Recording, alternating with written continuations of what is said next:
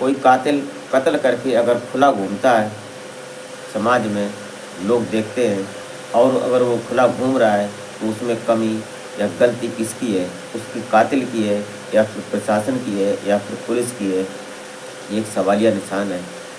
कुछ ऐसा होता है कि कत्ल करने के बाद वो फ्रिज में रख देता है। कत्ल जो लाश होती है, उस लाश की बॉडी को 32 पन्नियों में पैक करता है और पैक करने के बाद फ्रिज में रख देता है और फिर फिराक में रहता है कि जिस दिन मौका लगेगा 2-4 पन्नी ले जाएंगे और फेंक देंगे। तो जंगली जानवर हैं, कुत्ते हैं, वो खा जाएंगे। लेकिन ऐसा हो नहीं पाता है क्योंकि पत्नी पीछे पड़ जाती है एसएसपी साहब के और उनसे बोलती है कि हमारे पति का पता लगाओ, कहाँ गया है। आज 1 हफ्ता, 2 हफ्ता, 3 हफ्ता गुजर गए हैं, हमारे पति की कोई खबर नहीं मिल रही है, कोई पता नहीं लग रहा है। प्रशासन ढीला है, पुलिस सुनवाई नहीं कर रही है, थाना प्रभारी बात को संज्ञान में नहीं ले रहे हैं। आज की कहानी में भी कुछ सेम ऐसा ही होता है। तो हर रोज़ की तरह वीडियो अच्छी लगे तो लाइक कर दें और चैनल को सब्सक्राइब कर लें, इससे हमारा मोटिव बढ़ता है। बस वही रोज़ की बात है। तो नमस्कार, प्रणाम, मैं अजय कोहली। आज की जो सच्ची घटना मैं आपको सुनाने जा रहा हूँ, ये घटना पंजाब प्रदेश का एक ज़िला पड़ता है भटिंडा, और इस भटिंडा की एक कॉलोनी पड़ती है एयरफोर्स कॉलोनी। यहाँ पर रहने वाला एक व्यक्ति जिसका नाम होता है विपिन शुक्ला और उसकी पत्नी का नाम होता है कुमकुम शुक्ला। इस विपिन शुक्ला की उम्र होती है लगभग 27 साल और पत्नी की उम्र होती है 25 साल। ये यहाँ एक कैंटीन में काम करता है जो एयरफोर्स की कैंटीन होती है। ये पीछे से रहने वाला उत्तर प्रदेश का होता है। ये उत्तर प्रदेश भटिंडा का, जो उत्तर प्रदेश गोंडा का रहने वाला होता है, बिनी नगर गाँव का। इनके पिता का नाम होता है त्रिवेणी शुक्ला। दरअसल ये कुछ साल पहले यहाँ पंजाब में आ गया था और पंजाब में रहकर भटिंडा में यहाँ इसने अच्छा पैसा कमाया, मेहनत मजदूरी की और अच्छा दिमाग लगाया। दिमाग लगाने के बाद ये यहीं पर बस गया और भटिंडा में ही रहने लगा। यहाँ परिवार इसने अपना पूरा सिस्टम यहीं बैठा लिया। अब ये यहीं का बासिंदा बन गया। इसकी नौकरी क्या थी? ये पहले काम करता था इधर उधर, फिर इसने सेटिंग वेटिंग करके ये एयरफोर्स में एक कैंटीन में वही काम करने लगा। खाने पीने का जो सिस्टम होता है ऑफिसर लोगों का, अधिकारी लोगों का, जो एयरफोर्स के अधिकारी थे उनका ये सिस्टम खाने पीने का कर रहा था कैंटीन में। दरअसल वाकया कहानी कब बिगड़ती है? ये 8 फरवरी को ये सिस्टम बिगड़ जाता है। 8 फरवरी को जब ये विपिन शुक्ला गायब होता है, इसकी पत्नी, ये जो इनके पिता त्रिवेणी शुक्ला होते हैं, ये गोंडा से चलते हैं और अपने बेटे के पास मिलने जाते हैं। जिस दिन ये पहुँचे हैं उसके एक दिन पहले ये पिताजी इनके जब वहाँ पहुँच जाते हैं तो शाम को पत्नी, पति और ये विपिन शुक्ला होता है, ये सब तीनों लोग बैठकर खाना खाते हैं। और ये शाम के टाइम टहलने निकल जाता था। सभी लोग जाते हैं, एयरफोर्स की जो कॉलोनी थी सभी महिलाएं अपनी अपनी टहलती थी। ऐसे ही ये विपिन शुक्ला भी टहलने के लिए निकल जाता है। लेकिन उसके देर रात हो जाती है। जब विपिन लौट कर नहीं आता है तो ये चिंता बढ़ती है। तो जो कुमकुम होती है, ये कुमकुम शुक्ला खबर करती है इधर उधर, अपने पिताजी को बताती है। तो त्रिवेणी शुक्ला भी निकलते हैं घर से बाहर, ढूंढते हैं, देखते हैं, लेकिन कोई पता नहीं चलता है। 12 बज जाते हैं, 1 बज जाता है, लगभग टाइम चलता रहता है, लेकिन इधर विपिन शुक्ला का कोई पता नहीं चलता है। रात हो जाती है। रात होने के बाद सुबह होता है और सुबह जब हो जाती है तो ये कोई पता नहीं चलता है। तो ये कुमकुम जो ऑफिसर लोग थे वहाँ के एयरफोर्स के, उनके पास पहुँचती है अपनी फरियाद लेकर, लेकिन वो लोग भी कोई सुनवाई नहीं करते हैं। जब पता नहीं चलता है तो ये उसी दिन जब ये नज़दीकी थाने में रिपोर्ट दर्ज करवाती है, वहाँ के थाना प्रभारी होते हैं ये वेद प्रकाश, ये इनकी बात को आई गई में ले लेते हैं, लेकिन किसी बात पर संज्ञान नहीं लेते हैं। धीरे धीरे इस ढूंढ खोल में 1 हफ्ता गुजर जाता है और जब 1 हफ्ता निकल जाता है तब ये महिला कुमकुम जो होती है ये पहुंचती है एसएसपी स्वप्न शर्मा के पास शिकायत करने। वहाँ पर ये जब शिकायत अपनी लगाती है तो ये बोलती है वहाँ कि जो थाना प्रभारी ये वेद प्रकाश जी जो हैं ये उनकी सुनवाई नहीं कर रहे हैं ये बात जब एसएसपी साहब सुनते हैं तो वो वहाँ से तुरंत फ़ोन करते हैं और फ़ोन जब वेद प्रकाश जी उठाते हैं तो उनसे जब बात होती है तो वार्ता में वो साफ ऑर्डर करते हैं कि इनके पति जो विपिन शुक्ला हैं इनका पता लगाया जाए जल्द से जल्द। तो फिर टीम गठित होती है और टीम गठित होने के बाद कोई पता नहीं चलता है, लगभग 1 हफ्ता फिर गुजर जाता है। उसके बाद ये जो कुमकुम होती है ये बार बार एसएसपी साहब का चक्कर लगा रही थी, उनके ऊपर दबाव बना रही थी, दबाव बनवा कर और एसएसपी साहब वेद प्रकाश के ऊपर दबाव बनाते हैं। तो वेद प्रकाश थाना प्रभारी ये भी एक्टिव रहते हैं, लेकिन कोई पता नहीं चल रहा था। लगभग फिर ऐसे ही चलते चलते 3 हफ्ते गुजर जाते हैं, अभी तक कोई पता नहीं चला। 14 फरवरी हो गई थी। 14 फरवरी को जब एसएसपी साहब के यहाँ शिकायत दर्ज की थी, तब से लेकर 3 हफ्ते गुजर गए। तब जाकर एक दिन ये जो पता चलता है कि इनके पास इनके रहने वाला जब ये जो महिला कुमकुम होती है, ये जब एसएसपी साहब के पास पहुंचती है तीसरे हफ्ते में, तो इनसे पूछते हैं ये स्वपन शर्मा जी ये बताओ कि कोई मिलने वाला तुमसे या तुम्हारे पति से जो खास कर रिलेटेड हो यहाँ पर कोई है ऐसा? तो कुमकुम बोलती है कि एक शैलेश शर्मा नाम का जो व्यक्ति है जो एयरफोर्स में ही है यहाँ, वो मिलने आते थे, बात करते थे, लेकिन अब कई दिनों से जिस दिन से हमारे पति गायब हुए हैं तब से न तो उनका फ़ोन आया है और न ही वो हमारे घर आए हैं। उन पर हमें शंका होती है लेकिन कन्फर्म नहीं, क्लियर नहीं कर सकते हैं कि यही हमारे पति को गायब करने में इनका हाथ है। इतनी बात कहनी थी कि इधर ये स्वपन शर्मा जी होते हैं, तुरंत आर्डर करते हैं, आदेश देते हैं और वेद प्रकाश जी एक्टिव होते हैं तो जाकर तुरंत ये शैलेश शर्मा को उठा लेते हैं। और जब शैलेश शर्मा को पुलिस अपनी कस्टडी में लेती है तो इनसे जब पूछताछ होती है तो ये पूरी वाकया विस्तार से बताते हैं।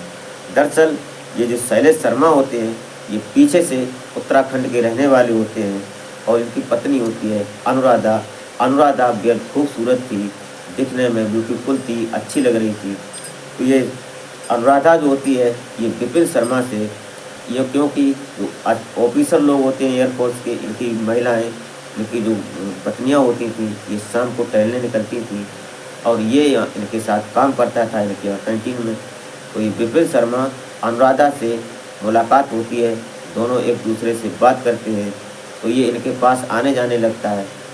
अब जब विपिन शर्मा अनुराधा के घर आता जाता है तो एक दिन ये विपिन अनुराधा से उस गंदी हरकत करता है तो इस पर अनुराधा नाराज़ होती है, उसको डांट लगाती है, फटकारती है। ये बात उसको अच्छी नहीं लगती थी, लेकिन तभी धीरे धीरे विपिन अपनी हरकत से बाज नहीं आया, उसने अपना काम जारी रखा और ये जो अनुराधा होती है ये धीरे धीरे उसी के रूप में, उसी के रंग में ढल जाती है। अब इस जो विपिन शर्मा की हरकत होती है ये अनुराधा को अच्छी लगने लगती है और धीरे धीरे ये हरकत तो प्यार का रूप ले लेती है, एक दूसरे से प्यार करने लगती है। और जब प्यार करने लगते हैं तो फिर इनका दोनों का शारीरिक संबंध भी बनने लगता है। दोनों एक दूसरे से प्रेरित हो जाते हैं, एक दूसरे पर मर मिटने की कसम खाते हैं। धीरे धीरे ये अनुराधा प्रेग्नेंट हो जाती है और जब 5 महीने हो जाते हैं तो जिस दिन जब से ये प्रेग्नेंट हुई थी तब से ये विपिन के ऊपर दबाव बनाना शुरू कर देती है कि अब तुम हमसे शादी कर लो, तुम अपने पत्नी को छोड़ दो और मैं अपने पति को छोड़ देता हूँ। ये अनुराधा बोलती है कि मैं अपने पति ये शैलेश शर्मा को छोड़ देती हूँ और तुम भी अपनी पत्नी कुमकुम को छोड़ दो। ये बातें दोनों में हुई, लेकिन दोनों में होने के बाद ये जो विपिन शर्मा होता है ये बात नहीं मानता है। तब तक ये जो शैलेश होता है, इस शैलेश को पता चल जाता है तो शैलेश अपने ससुराल उत्तराखंड जब जाता है तो वहाँ अपने सास ससुर को बताता है और उनका साला होता है शशि भूषण, उनको बताते हैं। तो शशि भूषण इस बात को संज्ञान में लेते हैं। शशि भूषण जो होते हैं इनके शैलेश शर्मा के साले, ये नेवी में कोई ऑफिसर होते हैं, सीनियर पद पर होते हैं। तो जब ये अपनी बहन को दबाव बनाते हैं, डांटते हैं, तो ये जो ये अनुराधा होती है जब ये यहाँ पर आती है वापस बठिंडा में, तो ये अब की बार विपिन से बात नहीं कर रही थी। विपिन ने जब फ़ोन किया तो विपिन को उसने सीधा जवाब दिया कि हम तुमसे कोई मतलब नहीं रखेंगे, तुमसे हमारी कोई संपर्क नहीं रहेगा, हमारे ऊपर बहुत डांट पड़ी है, हमारी मार पिटाई हुई है। ये बात सुनकर विपिन शर्मा जो होता है ये नहीं मानता है। विपिन शर्मा अपनी हरकत से बाज नहीं आया। ये बात अनुराधा ने अपने पति शैलेश को बताई, शैलेश शर्मा को। तो शैलेश शर्मा ये बात कतई हजम नहीं हुई। उस शैलेश शर्मा ने अपने साले शशि भूषण को बताया। तो शशि भूषण आया यहाँ पर भटिंडा में, और भटिंडा में जब आया तो इसने अपना एक एप्लीकेशन दी थी, इसने शैलेश शर्मा ने, कि हमें क्वार्टर चेंज करना है, इस घर में हमें कुछ सही नहीं लग रहा है, हमें ये सही नहीं लग रहा है इस कमरे में, इस घर में, हम दूसरा कमरा चाहिए हमें। तो उसका एप्लीकेशन एक्सेप्ट कर लिया गया। तो उसे दूसरा रूम, जो दूसरा घर होता है कॉलोनी में, वो मिल गया था। तो उस दिन ये अपना घर से पैक कर रहा था सामान। ये सामान पैक करने के बाद इसने सोचा कि हम जाते हैं और इस विपिन शुक्ला को लेकर आएंगे, तो आज ही प्लान बनाएंगे, क्योंकि इन्होंने पूरी मर्डर मिस्ट्री बना ली थी उसकी, क्योंकि इसको रास्ते से ही हटा देते हैं, क्योंकि मान नहीं रहा, इसकी हरकत समझ में नहीं आ रही। तो ये विपिन शर्मा को बुला नहीं जा रहे थे। तब तक विपिन शुक्ला उधर से आ रहा था और इधर से शैलेश शर्मा जा रहे थे। रास्ते में इनकी मुलाकात होती है। तो शैलेश शर्मा बोलते हैं कि तुम आ गए यार, तुम्हारे पास ही जा रहे थे। ये बात कहने पर तो दोनों फिर घर आते हैं, और घर आते हैं तो इन्हें पूरा सामान अपना पैक कर लिया था। लेकिन तभी होता क्या है कि जो विपिन शुक्ला होता है ये बैठा था बेड पर, और बैठे थे, तभी कोई बात होती है, कोई सिर नीचे करके कुछ देख रहा था सामान में। तभी ये जो शैलेश शर्मा ने पीछे से कुल्हाड़ी से वार किया। तो वार करने पर ये विपिन शुक्ला जो होता है, इसकी गर्दन में जब कुल्हाड़ी लगती है तो आधी गर्दन इसकी कट जाती है। तो तुरंत शशि भूषण शर्मा जो इसका साला होता है, ये दोबारा जब वार करता है, उसको संभलने का मौका नहीं मिला विपिन शुक्ला को। और जब दूसरा बार हुआ तो शरीर से अलग हो जाती है, गर्दन अलग खिलने लगती है। जब गर्दन से जब सिर अलग होता है, तो जब नीचे ही सिर गिर जाता है, तो हालत वहाँ की देखकर भयावह मंजर हो जाता है। पूरे कमरे में ब्लड की बौछार हो जाती है, खूनम खून हो जाता है। ये मंजर वहाँ का इतना दर्दनाक हो जाता है कि देखने के बाद ये स्थिति हो जाती है कि संभलने का मौका नहीं मिला। इन लोगों ने तुरंत अपना फर्श साफ किया, और फर्श साफ करने के बाद एक ड्रम में उस लाश को अंदर कर लिया पैक, और पूरा सामान वहाँ से लेकर दूसरे क्वार्टर में जब पैक सिर्फ अलग हुए, दूसरे कमरे में जब पहुँचे हैं, तो ये ड्रम को साथ ले गए। इन्होंने वहाँ पूरी रात प्लान बनाया, साले ने और जीजा ने। शशि भूषण साला होता है और जीजा होता है शैलेश शर्मा। अब ये दोनों प्लान बना रहे थे कि लाश को कैसे ठिकाने लगाएं। तो इन लोगों ने एक पन्नी लाई, पैकेट जो काली पॉलीथीन होती है, उस पॉलीथीन में लाकर इन्होंने 32 टुकड़े किए, और टुकड़ों में पूरी पैक करने के बाद फ्रिज में लगा दिया, जिससे बदबू ना आए। लेकिन बदबू, कहते हैं सातिर कितना भी अपराधी सातिराना अंदाज से क्यों न करे, लेकिन अपराध छुपता नहीं है।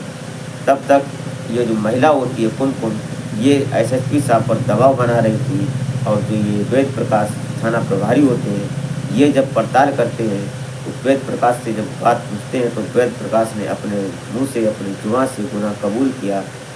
उन्होंने बताया कि ऐसे करके हमने पूरा प्लान बनाया था कि लाश को टुकड़ों में और पन्नी ले जाएंगे, बाहर फेंक देंगे, तो कुत्ते खा जाएंगे, कुछ जंगली जानवर खा जाएंगे। इस विचार से, इस प्लान से हमने इसका मर्डर किया था, क्योंकि इससे तंग आ गए थे, हमारी पत्नी तंग आ गई थी। लेकिन वो उसका प्लान सफल नहीं हुआ। अब ये जो पूरी लाश, डेड बॉडी जो थी, ये पुलिस अपनी कस्टडी में लेती है, इसका पोस्टमार्टम होता है, और पोस्टमार्टम होने के बाद पता चलता है कि ये तो मर्डर हुआ है, कत्ल किया गया है तेजधार हथियार से। ये मार्केट से लाते हैं, उससे इसकी बोटी बनाते हैं और पन्नी में पैक करते हैं।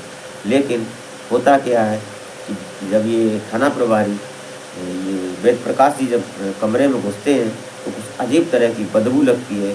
तो जब बदबू देख के सुनते जब फ्रिज के नज़दीक पहुँचते हैं, तो जब फ्रिज खोलकर देखा जाता है तो उसमें थैली रखी थी, और एक नहीं, दो नहीं, पूरी 32 थैली रखी थी। और 32 थैलियों को निकाल कर जब उनको देखा जाता है, तो पुलिस के भी होश पाख्ता हो जाते हैं। पुलिस भी सोचने पर मजबूर हो जाती है कि इतना दिमाग और इतना दिल, जो जिगर, इसने एक मनुष्य की शरीर की बॉडी 32 पन्नी में पैक कर दी। ये कितना बड़ा अपराधी होगा, कितना बड़ा कलेजा हुआ इसका। ये सब बातें हुई। पुलिस ने अब शशि भूषण शर्मा, जो शैलेश शर्मा के साले होते हैं, वो नेवी में ज़रूर थे। पुलिस इनको भी अपनी कस्टडी में लेती है और शैलेश शर्मा को भी अपनी कस्टडी में लेती है। ले जाकर पुलिस ने माननीय पंजाब के जो कोर्ट के समक्ष पेश किया। अब वहाँ की जो फैसला होगा, संबंधित धाराएँ बनती हैं, तो ये वेद प्रकाश जी ने संबंधित धाराओं में मुकदमा दर्ज कर इसको माननीय कोर्ट के समक्ष पेश कर दिया। अब जो होगा वो कोर्ट के लिए, कोर्ट जो फैसला सुनाएगा। दोस्तों, इस घटनाक्रम को सुनाने का उद्देश्य आपको हैरान परेशान करना नहीं होता है, नहीं आपकी भावनाओं को आहत करना होता है। कभी कभी हमारे समाज में कुछ ऐसी घटनाएं घटित होती हैं, उससे बचने के लिए हम एक छोटा सा प्रयास कर रहे हैं। आप स्वयं सुरक्षित रहें और अपने परिवार को सुरक्षित रखें, इससे पूरा समाज सुरक्षित रहता है। तो मिलते हैं फिर नेक्स्ट वीडियो में, तब तक के लिए जय हिंद।